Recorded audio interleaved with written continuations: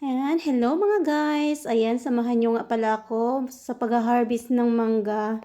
Ayan guys, at ready na nga harvestin ang aming mga mangga guys. Dahil yung iba ay nalalaglag na, nahihinog na sa puno at yung iba naman nagka-crack na siya.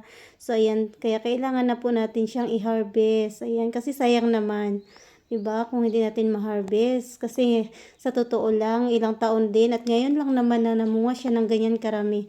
Pero hindi pa nga ganun kadami guys. Kasi yung ibang mga sanga is wala namang bunga. Ayan. Ngayong taon lang naman na bumunga ng ganun kadami. Ayan.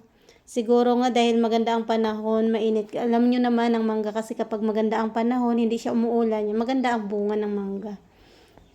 Ayan. At wala naman ako ibang mautusan na mag-harvest niyan, kaya ako na lang.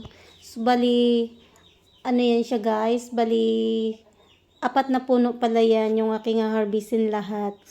So, ayan, napakasakit nga pala yan sa liig. wala kasi akong kasama mag-harvest. Ako lang. Sige, yan. Wala naman akong gagawin, kaya sabi ko kay mister, ako na lang ang mag-harvest.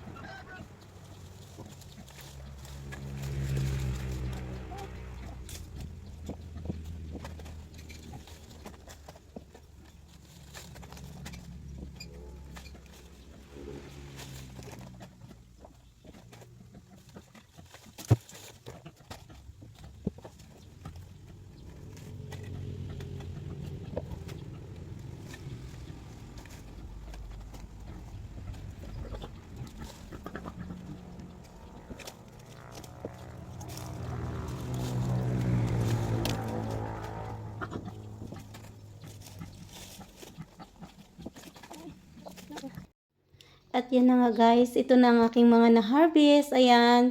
So, marami pa rin pala na sa itaas pa ng puno at hindi naabot ng panungkit. So, ayan.